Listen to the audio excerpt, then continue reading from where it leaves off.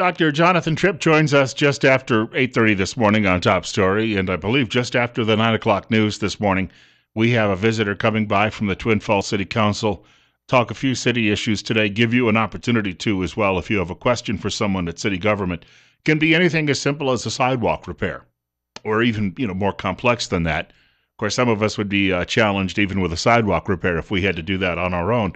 Sometimes it's actually nice to have a city government. 7 minutes after 8 o'clock, Bill Colley with you on Top Story on News Radio 1310, KLIX and newsradio1310.com. I'm looking up at my TV monitor right now. As I'm speaking, there's a story on the television about Hillary Rodham Clinton, who is, media calls her the front runner. Media has been calling people front runners for years when it comes to politics.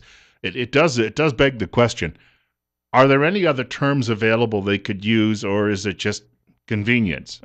No one's apparently very inventive in American media anymore, not trying to come up with new words and using all sorts of cliches and the like when they're actually doing a story.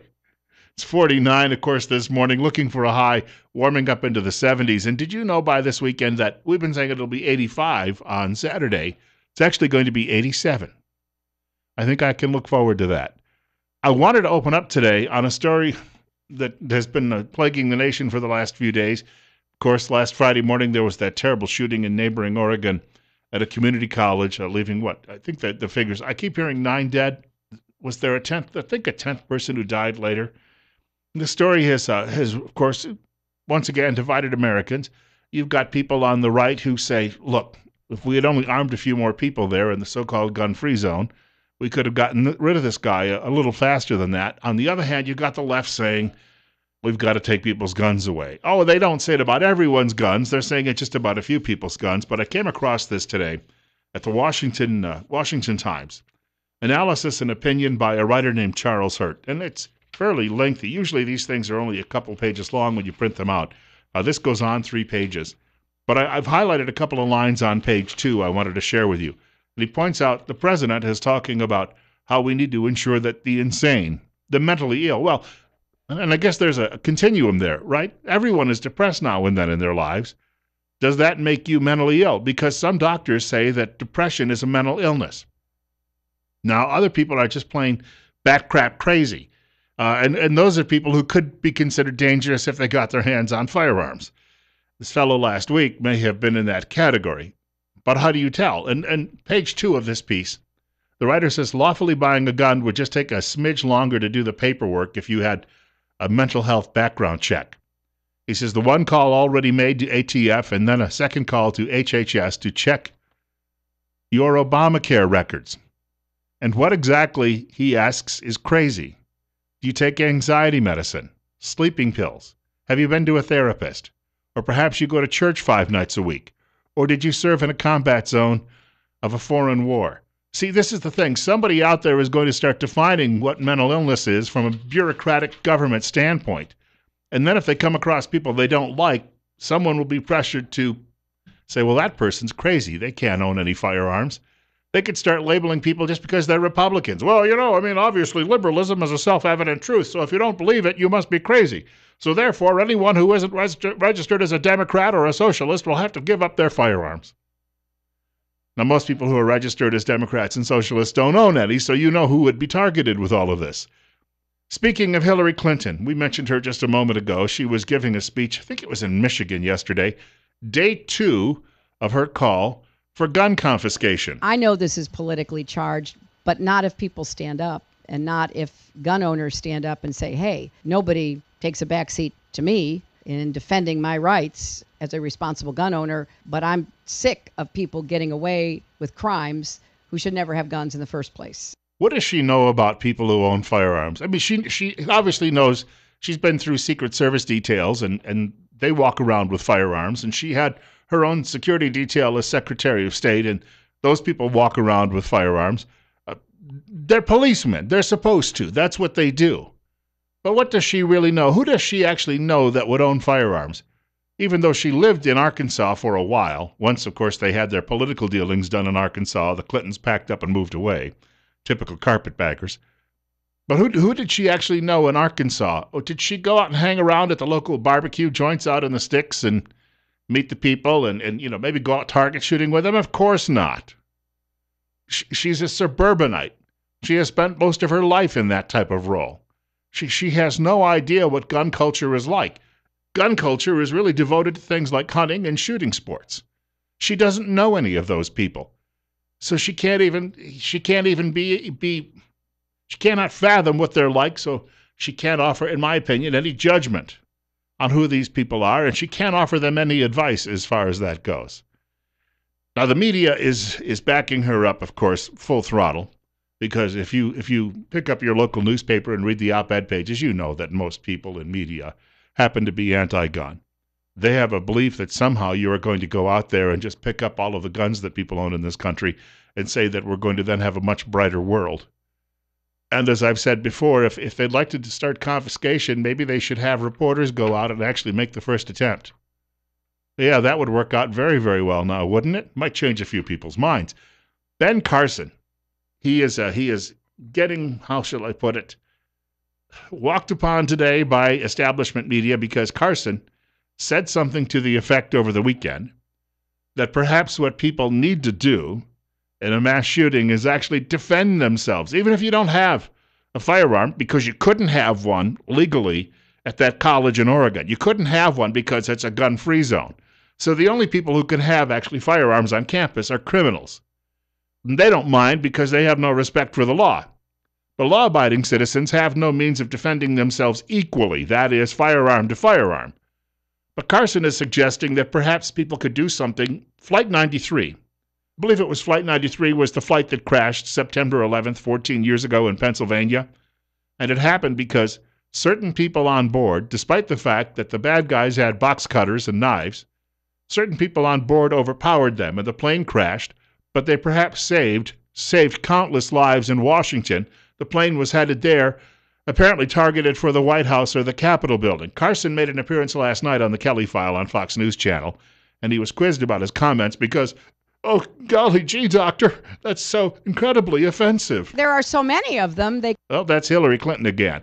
Speaking of offensive, here we go. Dr. Ben Carson speaking on the Kelley File. The accusation there, Dr. Carson, is that you appeared tone deaf and that you seemed callous in the laughter about a massacre and what you would have done. No, I'm laughing at them and their silliness. Who? The people asking that question. Of course, if everybody attacks that gunman, he's not going to be able to kill everybody. But if you sit there and let him shoot you one by one, you're all going to be dead. Mm-hmm. And, maybe these are things that people don't think about. It's certainly something that I would be thinking about. But don't you allow for the notion that in a time of great stress like that, one might not know exactly what to do, and to judge them, to sound like you're judging them? Not judging them at all. But, these incidents continue to occur. I doubt that this will be the last one. I want to plant the seed in people's minds so that if this happens again, they don't all get killed. Mm-hmm. And sometimes we have to look at the big picture rather than listen to the people who are always trying to stir up controversy. I was listening to that, and I was thinking how he said it will not be the last time this happens. I don't care what you do. It's not going to be the last time it happens. Somebody, somehow, who wants to kill other people is going to find a means to do it. The worst school mass murder in this country that ever happened, it was Michigan or Wisconsin. Back in the 1920s, a disgruntled man blew up the school. He killed 44 children. He used explosives. He didn't use firearms. He used explosives. That seems to be lost on a great many of the gun grabbers out there. So are they then going to have people go out and confiscate explosives? And you can make explosives from any number of things. I had a criminal justice professor when I was in college who told us the story about the jail that he had been working in many, many years ago, where an inmate saved his soap and then turned the soap into a bomb. Blew the face off a jail deputy, we should point out. Not a nice story, but people have the means and the ability to do these things.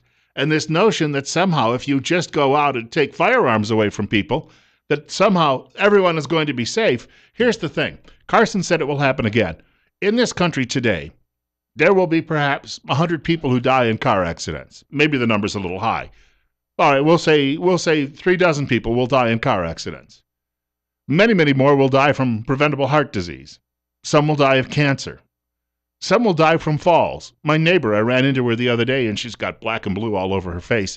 A nice older woman. She was out for a walk, happened to take a fall, a spill in the street, and it was so bad that her eyes, they had swollen shut. People were coming by saying, "Do you want me to call 911 for you?" She couldn't even see a telephone, for crying out loud, and they're asking her that question. She survived, but a lot of people die in those situations. There are 300, the estimates are going to vary. I saw one estimate today that said our population is 322 million. I would peg it closer to 335 million, simply because we don't know how many people are here illegally. If the government can't count them, then the number's likely much, much higher. But if you have that many people, and you think about aberrant behavior, which has been taking place since the early days of mankind, doesn't go away, there's always some of it. If you have a population that large, at some point you're going to have these situations happen. It's not pleasant to be on the receiving end of a mass shooting. I had a friend I met when I was younger, and he was injured. His sister was killed because a guy named Gary Barbaro climbed up to the top of their school. It was about 15 miles away from my high school, and he was on the school rifle team. Had no serious signs of illness or anything else. He climbed up on top of the school and started shooting people. That was 1974. We should also point out there were far more mass shootings and school shootings in that era than there are today. The reason that we react the way we do today is because you have 24/7 coverage of it on television and on the internet. When Gary Barbaro was killing all of those people, I was away actually on vacation with my family, and we were driving down I-95 somewhere in South Carolina when suddenly the news crackled over the radio about it, about 2 o'clock in the afternoon, that this had happened. And, of course, we were stunned because it happened so close to home. And then we got to wherever we were going, and I think we saw a little bit more of it on the network news that night. And back then they didn't have a lot of coverage with satellites and the like and satellite trucks. So it was just simply an anchor sitting there reading the news for a few brief seconds saying, "And in Olean, New York today, a gunman climbed atop the high school and began firing on passers-by." And that was all we heard. And then, when we got back home, we asked friends for details about it the following week. Today that happens. Instantly, within an hour or two, there's a chopper flying over, there are satellite pictures, and then there's hours and hours of coverage. And it just goes on and on and on, and people are riveted by it, but it gives you the impression that there's far more of this going on than there actually is. And there isn't. There are fewer. America, in fact, is a much safer country today than it was in the 1970s. But media is giving you an entirely different impression, and politicians such as Barack Hussein Obama and Hillary Clinton are trying to take advantage of it. They don't care about what you might lose. Their concerns are about what they can win. Very, very self-serving and very, very dangerous. 20 minutes after 8 o'clock, Bill Colley with you, 49. Look, I've got a bit more on this. President Obama says he's actually going to be in Oregon visiting the victims on Friday. There are a lot of responsible firearm owners they love this time of year because you can go out, do a lot of hunting.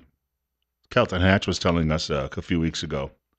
This is that transition period. He said, you find out who the real serious fishermen are versus the fair weather fishermen, because the fair weather fishermen, they turn around and go hunting.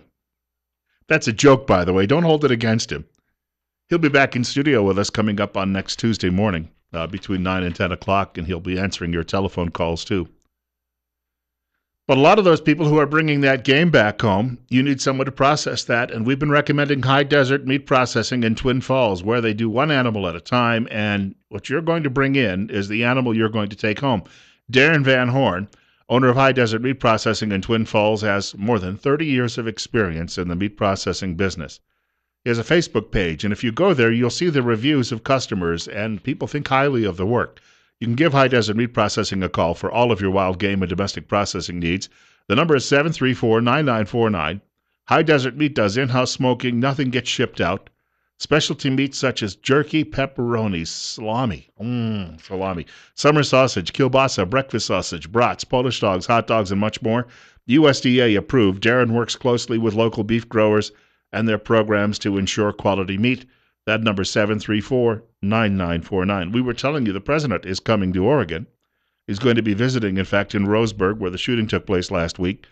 He'll be there 1 week after it happened, and some people apparently aren't really happy about him making the trip. He has not attended any of the funerals of slain police officers that took place over the summer, but in this case, obviously he sees some political advantage. Bill O'Reilly talking with a guest last night on his program about this, a guest from Roseburg, Oregon. Take a listen to some of that conversation. How are the families, and I know you are doing a great job yourself in comforting the families, generally speaking, the families of the victims, can you describe what the situation is? You know, I haven't personally been able to have contact with all the victims, but I have had with a few, and their statements are exactly what we've heard already. One young man told me, you know, I have no interest in talking to the president about the political issues, and I appreciate his stance on that. So I understand that Chris Mintz, who was shot 7 times by the killer as he tried to intervene, is reluctant to see President Obama. Is that the case?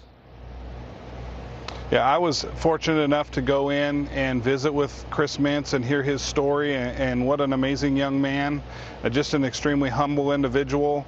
And when I mentioned to him that the president was coming, you know, he was not real excited about getting involved in the political part of this thing either, but humbled by the fact that the president of the United States would be interested in coming to visit him. And there you go, Chris Mintz. And speaking of what Ben Carson said earlier, when Carson said, you know what, defend yourself, throw a desk at the guy, run at the guy, whatever you got to do. If you start running, perhaps 5 other people will run, and the guy won't be able to take out everyone. And when this first happened last week, you kept hearing people saying, well, you know, these semi-automatic, I don't even know how you define that, but that's not what he had. He had very traditional firearms when he went in there. Someone could have taken him down. Now, perhaps you are shocked and you wouldn't know what to do. You would sit there and just freeze. Some people would. But this Chris Mintz, veteran, by the way, Chris Mintz got up and charged the guy. He took, I think it was 7 shots, and he's still alive to talk about it. And he may, by doing that, have distracted this shooter long enough where other people may be alive today who wouldn't otherwise be alive. Bill Colley with you on Top Story, News Radio 1310 KLIX. And newsradio1310.com. If you'd like to reach our show today, 736-0300, 736-0300, 50 right now, coming up on 827. Dr. Jonathan Tripp joining us following the break. He'll be here with Better Health from Tripp Family Medicine. I hope you can stick around for that, too, because there'll be plenty to talk about with the doctor while he's here. Here's a couple of thoughts on this, and I think probably some of you could agree. And that is, we just simply need to understand that every time, and perhaps the left doesn't get this, every time they talk about cracking down on gun availability or gun sales, there's a spike. There's a tremendous spike in sales. It's as if they don't seem to get the lesson out of that. It's their own rhetoric that is driving this. Because if you put people in fear that they're going to be disarmed, they're going to make sure that they are more heavily armed in order to eventually protect themselves. There were some figures quoted yesterday in the Washington Post about this. And the number of gun sales in this country, this is impressive. If you work in the gun industry and you're manufacturing firearms in this country, President Obama has been great for your job security because we have doubled the number of firearms produced in this country in a decade, and they're all being sold. It's not like they're going and sitting on a shelf. They're all being sold. And then when Hillary Clinton comes along and decides this is going to be the issue she uses to obscure all of her lies, she's got another lie out there that was reported yesterday that is perhaps going to get her in trouble if media will follow through with it. Big if there. I should note, when you hear that commercial airing here on News Radio 1310 KLIX and newsradio1310.com from Canyon Pawn, and it references those 3 words, President Hillary Clinton, I may have had a hand in the production of that particular commercial. I'm just saying that. But people out there have a right to be fearful. If the Democrats, and a great many Republicans probably too, could get away with taking these firearms away from you, they would do it. And if they're going to classify people as crazy just so they can do it, they will expand the definition of what is mental illness in hopes of disarming the American people.